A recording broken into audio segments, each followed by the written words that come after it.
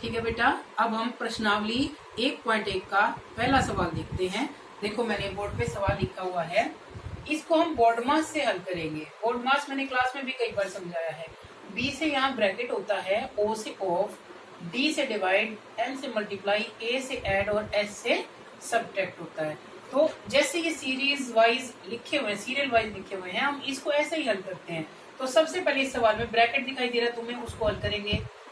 देखो हम इसमें पहले ब्रैकेट को हटा देंगे, तो मैं लिख रही हूँ इसको, ध्यान दो सभी बच्चे। तो 2/5 गुना ब्रैकेट को हटाकर मैंने लिख दिया 3/7, फिर माइनस 1/6 गुना 3/2 प्लस 1/14 गुना 2/5।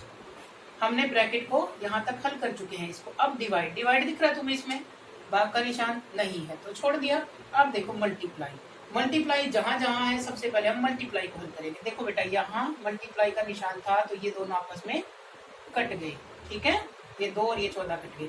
फिर मल्टीप्लाई यहाँ है, देखो इसको फिर हमने यहाँ काट दिया। मल्टीप्लाई यहाँ भी है लेकिन ये आपस में नहीं कटते तो हम इसको ऐसे वैसे छोड़ देंगे। अब जो आता है हम वो करेंगे। देखो बेटा इस मल्टीप्लाई को हल करने के लिए इसका गुणा मैं इसमें करूंगी, तो मेरे पास आ गया -6/35, ठीक है। अब यहाँ माइनस का निशान, इसका और इसका 1 मल्टीप्लाई करेंगे तो, और यहाँ 4, तो 1/4 आ गया। फिर बीच में प्लस का निशान था, ऐसे कैसे लिख दिया।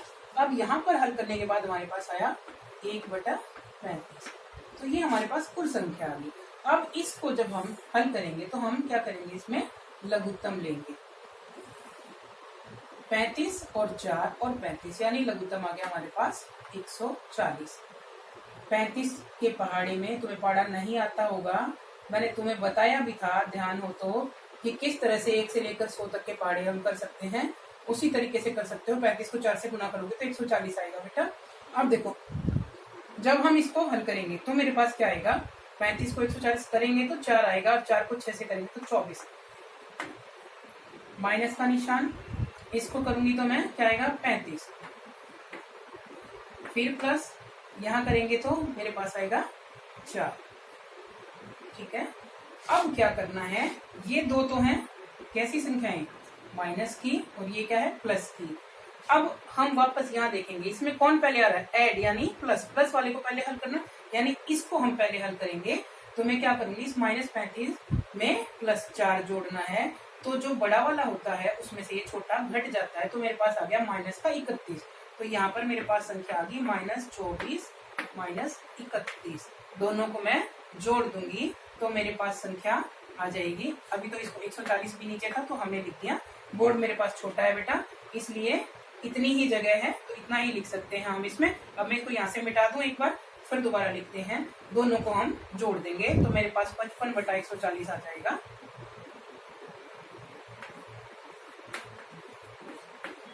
दोनों माइनस के थे इसलिए निशान माइनस का आ जाएगा। अब ये हमारे पास 11 के पाड़े से कटेगा। 11 के पाड़े से नहीं काटते, 5 से काट लो, 5 छोटा है, 5 को काटेंगे तो 5 एकम 5 5 एकम 5 11 आ गया, इधर काटोगे तो 28 आ गया। तो हमारे पास इसका उत्तर आ गया -11/28। तो इस तरह से ये सॉल्व करना है बेटा। ये पहला सवाल है, पहले सवाल के 2 भाग थे जिसमें से मैंने एक बता दिया है, एक तुम खुद करके देखना। आगे देखो बेटा, अगला सवाल है योज्य प्रतिलोम निकालने हैं। सबसे पहले हम ये समझेंगे कि योज्य प्रतिलोम होता क्या है। किसी भी संख्या को, कोई भी संख्या मैं ले लूं, जैसे मैंने ले लिया -5, इस संख्या को मैं ऐसी संख्या से जोड़ दूं जिससे उत्तर हमारा 0 आए, तो मैं इसमें अगर ये जोड़ दूं तो उत्तर 0 आएगा ना। कैसे, ये -5 और ये +5 दोनों आपस में कट जाएंगे। या कोई भी संख्या और भी ले सकते हैं, मान लो हम पहले प्लस का ले लिया, 9 है, तो अब इस 9 का योज्य प्रतिलोम अगर पूछा जाएगा तो ये होगा -9, क्योंकि ये प्लस का 9 है, ये माइनस का 9 है, यानी 9 में से 9 गई तो 0, आंसर 0 आए, उसको हम योज्य प्रतिलोम कहते हैं। प्रतिलोम शब्द का मतलब क्या है, उल्टा करना है। जैसे तुम्हारे ऑपोजिट्स होते हैं ना, वैसे है, लेकिन उल्टा संख्या को नहीं करना है। अब मान लो ये 9 है तो तुम सोचो कि 1/9 कर दे इसका उल्टा, नहीं, ऐसे नहीं करना, हमें सिर्फ निशान बदलना है। अगर माइनस है तो प्लस हो जाएगा, प्लस है तो माइनस हो जाएगा, बस यही योज्य प्रतिलोम है। तो तुम्हारे जो सवाल दे रखा है पहला, मैं वो लिखती हूँ। देखो इसमें क्या दे रखा है, पूछा है 2/8 का योज्य प्रतिलोम बताओ। बिल्कुल आसान है, देखो क्या आएगा, ये क्या है प्लस का है ना, निशान बदल दो बस, -2/8 ये इसका योज्य प्रतिलोम आ गया।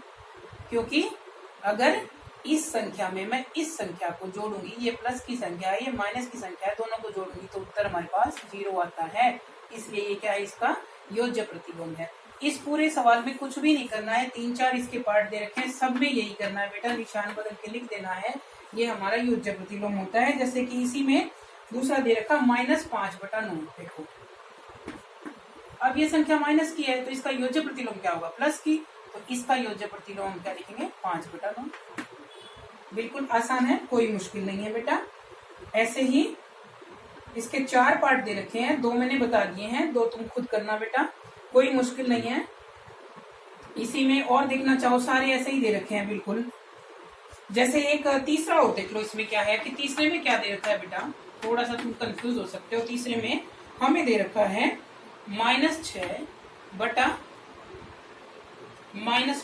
अब तुम सोचोगे कि ऊपर भी माइनस नीचे भी माइनस, तो अब क्या करें, अब इसका मतलब क्या, इसमें क्या है बेटा, ये असल में है 6/5, क्योंकि ये माइनस और ये माइनस कट जाएगा, ये प्लस की संख्या है हमारे पास 6/5, और इस प्लस की संख्या का योज्य प्रतिलोम कहेंगे हम -6/5, ये आएगा बेटा इसका। तो इस तरह से सारे योज्य प्रतिलोम तुम निकाल लोगे। अब हम कर रहे हैं गुणात्मक प्रतिलोम। बेटा देखो गुणात्मक प्रतिलोम क्या होता है, किसी संख्या को, कोई भी संख्या हम ले लें, मान लो हमने ले लिया ये 2/3, इस संख्या को हमें ऐसी संख्या से गुणा करना है कि उत्तर हमारे पास 1 आ जाए। तो अगर मैं इसको इसके उल्टे से गुणा कर दूं तो ये कट जाएंगे आपस में, इसको काटा तो 1 आया, इसको काटा तो 1 आया, इसको भी और इसको भी, सबको काटने पर 1 आया ना, तो उत्तर हमारे पास 1 आ जाए। ये होता है गुणात्मक प्रतिलोम। तो 2/3 का गुणात्मक प्रतिलोम क्या हो गया, 3/2, यानी हमें बिल्कुल उसका उल्टा लिख देना है और कुछ भी नहीं इस सवाल में हमें करना है। तुम्हारा पहला सवाल जो है गुणात्मक प्रतिलोम का, वो दे रखा है -13। अब -13 का उल्टा करेंगे तो क्या आ जाएगा, 1/-13। और ये चीज हमेशा ध्यान रखनी है बेटा, माइनस का निशान कभी भी नीचे नहीं लगता है। ये जो संख्या है इसको लिखने का सही तरीका है -1/13। ठीक है, ये इसका गुणात्मक प्रतिलोम हो गया। ऐसे ही अगला देखो बेटा, -13/19 दे रखा है, इसका दूसरा है -13/19। करना क्या है, ठीक इसका उल्टा, क्या होगा इसका उल्टा, देखो 19/13 होगा ना, तो आया तो हमारे पास क्या 19/-13। लेकिन वही बात जो यहाँ बताई थी कि ये माइनस का निशान कभी भी नीचे नहीं होता बेटा, ऊपर होता है, तो इसका मतलब यहाँ पर आ जाएगा -19/13। बिल्कुल उल्टा करके लिख देना बेटा, सभी सवालों में यही गुणात्मक प्रतिलोम है इसका, और कुछ भी नहीं है। तो मैंने 2 बता दिए हैं, बाकी के तुम खुद करना, कोशिश करना, फिर भी नहीं आएगा तो दोबारा हम क्लास में डिस्कस